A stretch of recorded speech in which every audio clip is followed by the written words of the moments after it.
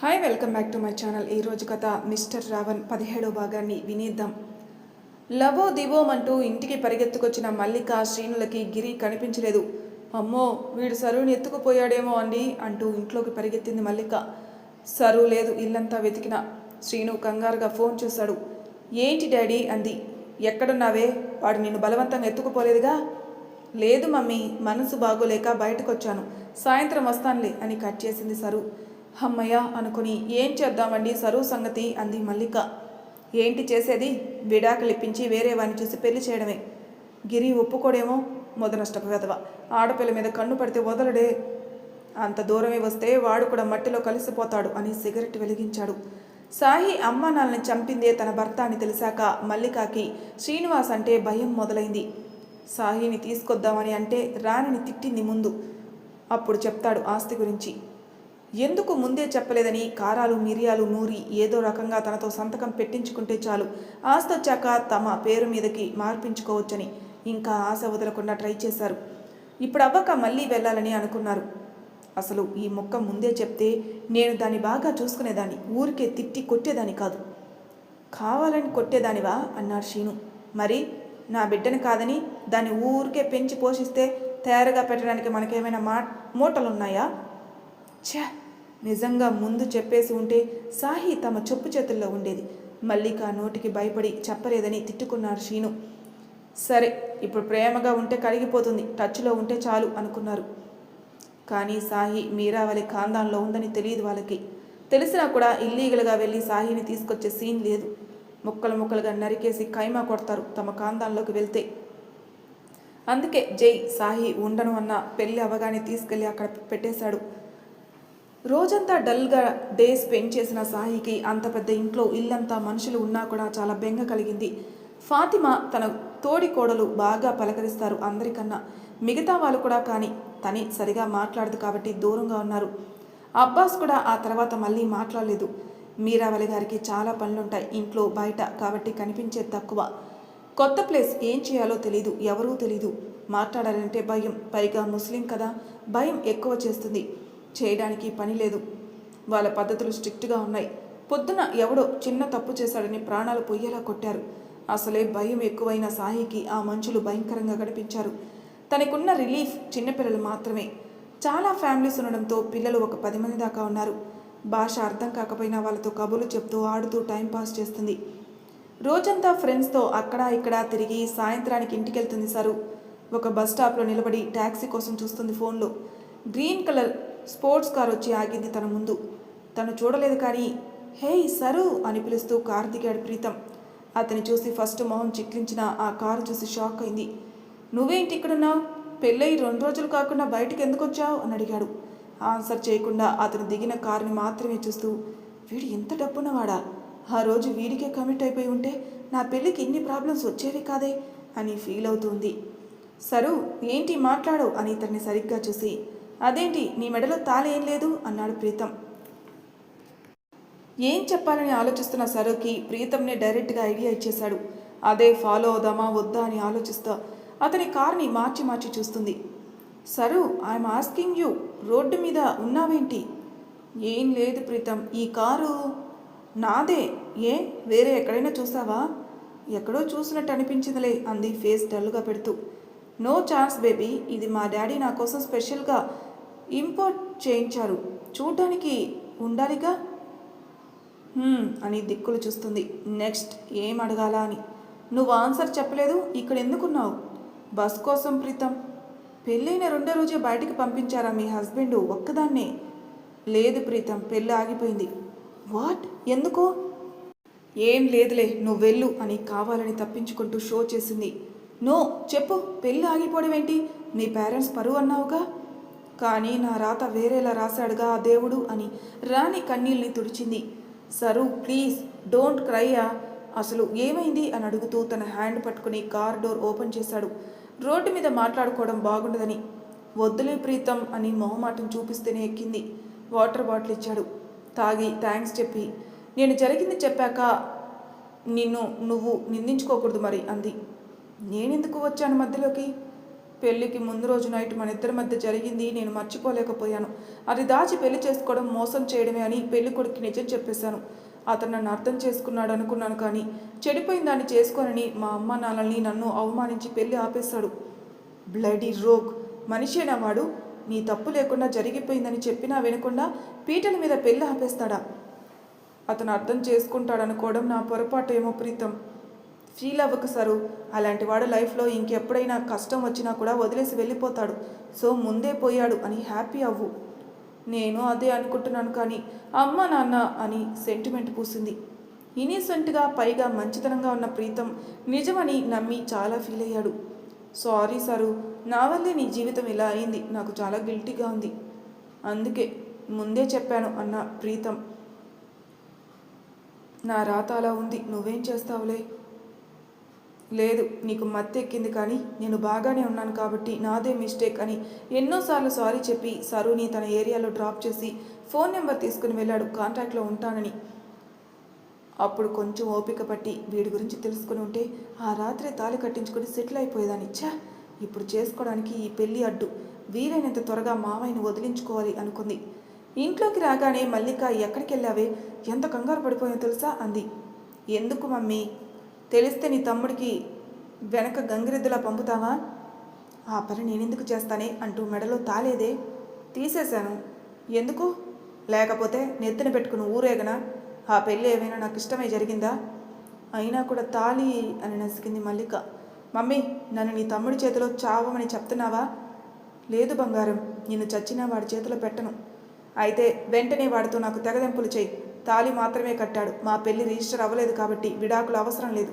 వాడు నా లైఫ్లోకి మళ్ళీ రాకుండా ఉంటే చాలు. మీ డాడీ కూడా అదే మాట అన్నాడే. విడాకులు ఇచ్చేసి మరో మంచి సంబంధం చూస్తా అన్నాడు. అవసరం లేదు. నేనంటే పడి చచ్చిపోయే కోటీశ్వరుడు ఒకడున్నాడు. జై మాయలో పడి వాడిని పక్కన నెట్టేశాను. ఇప్పుడు కూడా ఇష్టం చూపిస్తున్నాడు. వాడిని చేసుకుంటాను. ఎవరే ఆ పిల్లోడు అని ఆరా తీసింది మల్లిక. టైం వచ్చినప్పుడు చూపిస్తాలే కానీ మీ తమ్ముడు నా కోసం రాకుండా చూడు అంతే అని గదిలోకి వెళ్ళి తలుపేసుకుంది. 3 రోజులు అయినాక జై ఇల్లు కదలకపోవడంతో గాయత్రి గారికి డౌట్ స్టార్ట్ అయింది. సాహి నుంచి ఫోన్ కూడా లేదు. జై కూడా మాట్లాడుతున్నట్టు కనిపించడం లేదు. అండ్ ఆఫీస్లో అర్జెంట్ పని వచ్చినవాడు ఇంట్లోనే ఎక్కువ ఉంటున్నాడు. అడగాలని టైం కోసం చూస్తుంటే ఛాన్స్ ఇవ్వడం లేదు. ఇప్పుడు అడగాలని కాఫీ తీసుకుని జై రూమ్కి వెళ్ళింది. ఆఫీస్కి రెడీ అవుతుంటే ఫోన్ వచ్చింది. లిఫ్ట్ చేసి హలో అన్నాడు. అన్నోన్ నెంబర్ అవ్వడంతో ఎవరూ పలకలేదు. హలో, ఎవరు మాట్లాడరేంటి విసుగు చూపిస్తూ. సాహి అన్నాడు. అంది చిన్నగా. జై పెదాలపైన నవ్వు చేరి ఫోన్ చేసి మాట్లాడాలని తెలీదా, మోగదయ్యమా అన్నాడు కోపంగా. నేను ఫోన్ అయినా చేశాను, మీరు అది కూడా చెయ్యలేదు అని కంప్లైంట్ ఇచ్చింది. నేనెందుకు చెయ్యాలే? చెప్పానా నీకు ఫోన్ చేస్తాను, రోజంతా అదే మొహానికి కట్టుకొని తిరగని అంటూ గాయత్రి గారు రావడం చూసి మాట మార్చేశాడు. ఏం లేదు బేబీ, ఆఫీస్లో వర్క్ టెన్షన్స్ ఉండి ఎక్కువసేపు నీతో మాట్లాడలేకపోతున్నాను. లేదంటే నిన్ను ఎంత మిస్ అవుతానో నీకు తెలీదా? ఎవరు జై? సాహినా అన్నారు గాయత్రి. అవును మామ్, బోర్ కొడుతుందంట, కాల్ చేయలేదని అలుగుతుంది. హహ, పిచ్చి పిల్ల, కొత్తగా పెళ్ళయి నువ్వు ఇక్కడ తన అక్కడ ఉంటే ఎలా? వెళ్తే నువ్వు వెళ్ళు, లేదా తనని తీసుకొనిరా, దూరం వద్దు అని అన్నారు. నేనే వచ్చేస్తాను మేడం, సార్కి చెప్పండి అని అంది. నేనేదో ఒకటి చేస్తాలే మామ్ అని కాఫీ తీసుకుని పంపేశాడు. వెళ్ళిపోయారా అంది డల్ అయిపోతూ. ఏంటి అంటున్నావు? వచ్చేస్తావా నువ్వే? రా, ఇక్కడ మీ బాబాయ్ నీకోసం ఒక చేత్తో కత్తులు మరో చేత్తో బాంబులు రెడీగా పెట్టుకుని ఉన్నాడు. ఎన్నిటితో రెడీగా ఉన్నా మీరున్నారు కదండి నా ముందు. అసలే ఆర్మీ ఆఫీసర్, గన్తో కాల్చి పడేస్తారు కదా. ఓ, తెలిసిందా? గన్ను వాడేది మీకోసం కాదమ్మా. వేషాలు వేయకుండా నోరు మూసుకొని ఉండు అక్కడే. అసలు ఎందుకు ఫోన్ చేసావే? మరి నాకు ఇక్కడ నేను తినేవి ఏమీ పెట్టట్లేదు, ఆకలేస్తుంది. చా, ఇంకా చెప్పవే. జైల్లో పెట్టించారు, కొడరాలతో కొడుతున్నారు, పిన్నీసులతో గుచ్చుతున్నారని. అలా చేస్తే మీరు వచ్చి నన్ను తీసుకెళ్తారా? తీసుకెళ్తా అంటే అడిగి మరీ చేయించుకుంటావా ఏంటి? హా అంది వెంటనే. కొట్టానంటే పళ్ళు రాలుతాయి. అక్కడ మీ మాము మీ బావకిచ్చి పెళ్లి చేయాలని ప్లాన్ వేస్తున్నాడు. నువ్వు చెడగొట్టుకోకు. అది జరగదు కదండి. ఎందుకే? నేను మామగారి అబ్బాయికి చెప్పానుగా. మా ఆయన నన్ను ముద్దు పెట్టుకొని మరీ చెప్పాడు, ఎవరినైనా పెళ్లి చేసుకోవాలనుకుంటే గొయ్యి తీసి పాతి పెడతాను అన్నారని. ఎప్పుడే? గిరితో ఎంగేజ్మెంట్ జరిగిన రోజండి అంది అమాయకంగా. మామని చూసి బాగా ధైర్యం వచ్చేసినట్టుంది నీకు. లేదు, మిమ్మల్ని చూసే కొంచెం భయం తగ్గింది. తగ్గుతుంది. మళ్ళీ అది ఏ రేంజ్కి పెంచాలో ఎలా పెంచాలో తెలుసు నాకు. వస్తారా అయితే అని ఆశగా అడిగింది. ఎక్కడికి? నా భయం పెంచడానికి. బాగా ముదిరిపోయావే. ఫోన్ ఎందుకు చేసావే? గాయత్రి మేడంతో మాట్లాడదామని అంది మూతి తిప్పుతూ. మరి ఇప్పుడు చెప్తావేంటి? ఇందాకొచ్చినప్పుడు సైలెంట్గా ఉండి. వెళ్ళిపోతారని తెలియదు కదా సార్. సరే ఇస్తున్నాను అని వెళ్ళబోతూ, అవును ఏం మాట్లాడతావు అని అడిగాడు డౌట్గా. మీ అబ్బాయి నన్ను ఎప్పుడు తీసుకెళ్తారు మేడం అని. సాయి, దూరంగా ఉన్నాను కదా అని బాగా మాటలు నేర్చావు. నేను కానీ వచ్చానంటేనా? రావాలని కదా ఈ ప్రయత్నాలను గొనిగింది. బయటికి తెలియకుండా నవ్వుకున్నాడు జై. ఫోన్ ఎవరిది? మీరావలి సార్ది కాదు, ల్యాండ్లైన్ కూడా కాదు. ఫాతిమా అత్తది అని చెప్పాలని మళ్ళీ ఆగిపోయి, మామూగారి అబ్బాయి ఉన్నారు కదా అబ్బాస్, ఆయందే. అతనిది నువ్వెందుకు తీసుకున్నావు అని షార్ప్గా అడిగాడు. ఫోన్ కావాలంటే ఎవరికో ఒకరిని అడగాలి కదండి. అయితే మాటలు కూడా కలిపావన్నమాట. నేను కాదు, ముందు ఆయనే. ఆపు, ఆయనంట ఆయన. నాలుగు మీద వాతలు పెడతా. అబ్బాస్ అను. పేరు పెట్టి ఏం బాగుంటుంది సార్? పోనీ బాబా అని పిలిచేదా? తోలు తీస్తా, అబ్బాస్ అనే పిలు, లేదంటే నోటికి తాళం వేసుకుని కూర్చో. ఇంకో పిలుపు వస్తే గొయ్యి తీసి పాతేస్తా. ఎందుకు సార్? మీరే కదా పెళ్లి చేసుకోమంటున్నారు. ఇంకా అవ్వలేదుగా. అయితే మీకు సంతోషమేనా? సార్కి సంతోషం. మీ సార్ సంతోషం కోసం నా సార్కి నన్ను దూరం చేస్తారా? లాభం లేదే, నీకు కొవ్వు బాగా ఎక్కువైపోయింది. ముందు ఆ ఫోన్ అబ్బాస్కి ఇచ్చేసి ఇంకెవరిదైనా తీసుకో. నాకు ఇక్కడ ఎవరితోనూ పెద్దగా పరిచయం లేదండి. అబ్బాస్తో అయితే ఉందా? తనే వచ్చి పలకరించారు, అందుకే. పల్లికిలిస్తూ మాట్లాడేసి ఫోన్లో అడిగేంత వరకు వచ్చిందన్నమాట. ఇంట్లో 30 మంది ఉంటారు, ఇంకెవరు దొరకలేదా నీకు అని అరుస్తుంటే సాహి ఎంత మురిసిపోయిందో. మాట్లాడవేంటే? అదేనండి, ఇస్తారో లేదో అని అంటుంటే, సాహి, జైకి ఫోన్ చేయాలని నా ఫోన్ తీసుకున్నావు, చేశావా అని అడిగారు ఫాతిమా. సాయి నాలుక కరుచుకొని ఉంటే, అమ్మని ఎంత నాటకం ఆడావే, ఈసారి దొరుకు చెప్తా నీ పని, అసలు వదిలేదే లేదు అని వార్నింగ్ ఇచ్చాడు జై. పిచ్చి నవ్వు నవ్వింది. ఇచ్చేయి ఆవిడ ఫోను అని కసిరి కట్ చేస్తాడు. సాయంత్రం కల్లా న్యూ మోడల్ యాపిల్ మొబైల్ కాందానికి డెలివరీ అయింది. ఎవరి కోసమని అందరూ అడిగితే సాహితి అన్నాడు బాయ్. మార్నింగ్ వాళ్ళ దగ్గర తీసుకున్నదని సాయంత్రానికి జై ఫోన్ పంపేశాడని పొంగిపోతూ అదే విషయం ఫాతిమా వాళ్ళకి చెప్పి సిగ్గుపడింది సాహి. తన సంతోషం దూరం వెళ్ళిపోయినా మర్చిపోని జై కేరింగ్ చూస్తూ అబ్బాస్కి వేరే మ్యాచ్ చూడడం మంచిది అనుకున్నారు ఫాతిమా. డిన్నర్ చేశావా? ఆకలిగా లేదు. ఎందుకు బేబీ? జరిగిందే తలుచుకుంటూ బాధపడితే కడుపు నిండుతుందా? లేదనుకో, కానీ తినాలి అనిపించడం లేదు ప్రీతం. నువ్వు అలా అన్న ప్రతిసారి నేను చేసిన తప్పు నాకే గుర్తొస్తుంది సరు. ఇంకెప్పుడు అనను సారీ, నువ్వు మాత్రం బాధపడకు, నాకు బాధగా ఉంటుందని కాస్త డల్గా అనగానే ప్రీతం హ్యాపీగా ఫీల్ అయ్యాడు. వారం రోజులుగా ఫోన్లో మాట్లాడుకుంటున్న ఇద్దరికి మధ్య బాండింగ్ బాగానే బిల్డ్ అయింది. సరు ఆ రకంగా సెట్ చేసింది. ఫస్ట్ క్రష్గా మారి తర్వాత శరీరం పంచుకుని దూరమైన అమ్మాయి పెళ్ళి తన కారణంగా ఆగిపోయిందని చాలా గిల్టీ ఫీల్ అవుతున్న ప్రీతంకి సరు మీద పాత ఫీలింగ్స్ ఈజీగానే పెరిగిపోయాయి.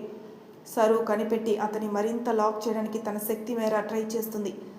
డిన్నర్తో మొదలై ఇంకా చాలా దూరం వెళ్ళడం మాటలు ఎక్కడా ఆగకుండా గంట గడిచిపోయింది.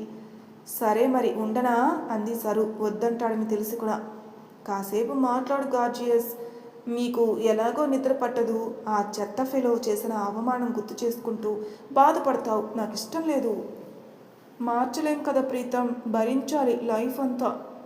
అంత అవసరం లేదు సరు, నువ్వు ఒప్పుకుంటావో లేదో అని భయంతో ఆగుతున్నాను కానీ అని సాగరిస్తున్న ప్రీతం నోటి నుంచి ప్రపోజల్ రావాలని ఆతృత పడతా ఉంది సరు. సరు వింటున్నావా? వింటున్నాను ప్రీతం, చెప్పు అని అంది.